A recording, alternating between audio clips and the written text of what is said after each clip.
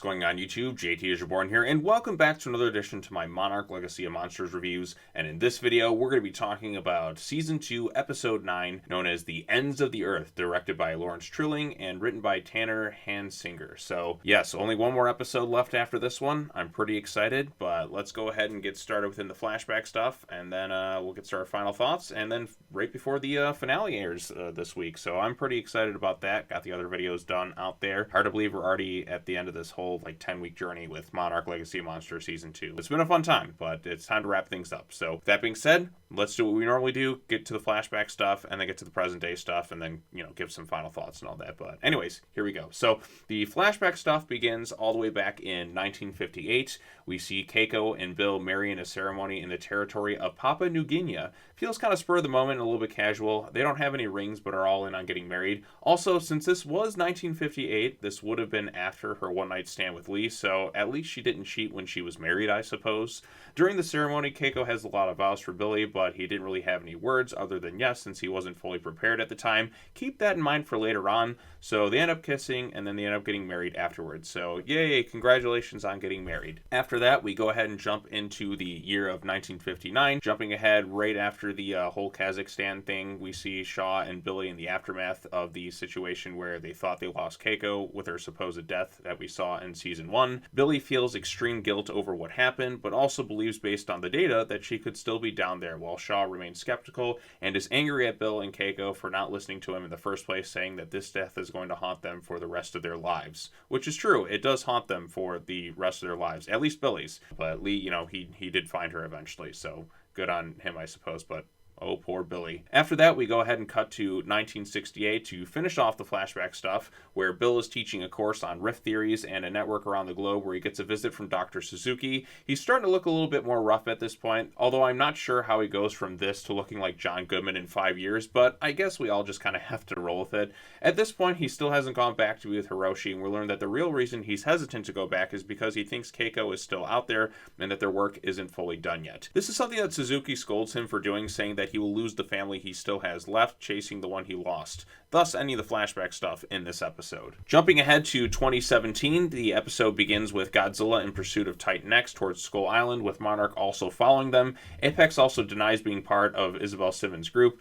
At one point, when almost on the island, Titan X stops to speak with Godzilla, at which point he doesn't attack her anymore. Instead, we learn that he was just herding her back to where she needed to be and doesn't kill her. He lets out one final roar and goes back on his merry way. This feels more in line with his characteristics pre-Godzilla vs. Kong, although, not going to lie, I am a little bummed Godzilla didn't go to Skull Island. I feel like this was a bit of a missed opportunity to seeing how Godzilla never appeared on Skull Island in any of the MonsterVerse movies, but even though he doesn't, I actually like his characterization here, and prefer it over him being just a rage-fueled asshole like we saw in the Wingard films. Anyways, so Titan X makes its way to Skull Island in search of its egg, while Tim, Maine, Keiko, and Shaw also go to shore. On Skull Island, we see that Kate and Kentaro were taken by Isabel to their little base, and we learn that the egg was used as bait, with Isabel's main goal being to use Titan X to open a rift and go into Access Monday as a means to travel to the future, believing there could be a solution to the whole Titan-solving problem. Kate disagrees with the whole thing, and so they try to take her off the island, but she escapes to warn the others. Isabel has other plans too, including having Titan X kill Kong, so that way he won't interfere with their plans. But given that Titan X isn't the super evil Titan, they have to sedate it and then use the neural implant devices that we saw earlier on the season, which actually does seem to work this time around. They also keep Kong busy throughout this episode by using skullcrawler sounds to keep him distracted, basically rage baiting him the whole time, which is kind of funny. I mean, Kong this whole season has just been rage baited, and he just looks like angry and pissed off the whole time, which I do kind of enjoy a little bit. Meanwhile, Tim, May, Shaw, and Keiko are then attacked by these vine stranglers and get split apart. Keiko and Shaw go looking for the rift, while Tim and May end up looking for Kate and Kentaro. While searching the island, Shaw and Keiko do end up in the graveyard where Bill was killed during the events of Kong Skull Island at the hands of the Skullcrawlers. They even find his old camera, and Keiko gets a little emotional. I am surprised there actually were no Skullcrawlers there to attack them, but I guess with Kong growing taller and stronger, he probably wiped out the majority of them at this point and basically neutralized the threat for the most part. Either that, or Apex took them off the island like we would later see in Godzilla vs. Kong.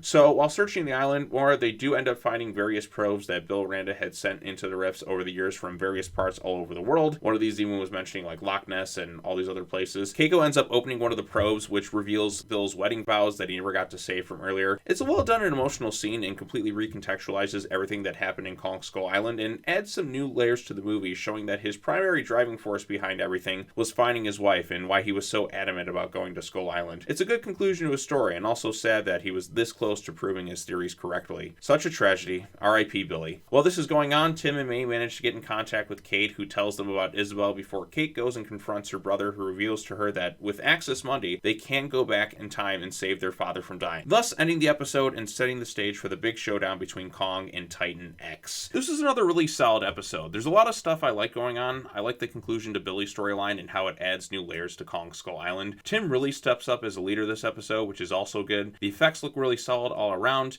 and it's cool seeing both Godzilla and Kong in this episode. Although given this seems to be Godzilla's final appearance this season, it does leave me wishing we could have actually seen him set foot on Skull Island at least once in the Monsterverse before they went ahead and basically just destroyed the island in Godzilla vs. Kong. But who knows, maybe he will surprise us this next episode. I hope so, but I kind of doubt it. Speaking of the island, if I did have some complaints, I do feel like Skull Island seems a bit emptier compared to what we saw in Kong Skull Island. Now, there are threats on the island for sure. We saw the Vine Stranglers attack, but it doesn't feel quite as lively as it used to. Perhaps it is because of all the human intervention. I mean, we saw Apex taking creatures off the island, so there's definitely stuff going on there. And maybe it's Kong wiping out most of the threats, but I would like to see a little bit more. For instance, what are the Iwi up to while all this is going on? I guess we'll kind of have to wait and see what happens in the season finale. I am very excited to see how they end it all and find out what sort of crazy reveals they have that we're going to get this season. I have a few ideas of where they might go with it. I think we'll probably end up back in Access Monday, where we might see Hiroshi or both Lee Shaw interacting and having a scene together. I just feel like it's got to be something big that they're withholding from us, but only time will tell. Although one thing I feel that is a certainty is that Isabel is more than likely going to become Titan Chow, or at least squashed by Titan X probably, but we'll see. Anyways, what do you think of the episode? Let me know your thoughts in the comment section down below. Be sure to like this video, subscribe for more Monsterverse content, share this video with your friends, and as always, take care now, bye-bye then, and I will see you all in the next video as we conclude Season 2 of Monarch Legacy of Monsters. Peace out, everyone.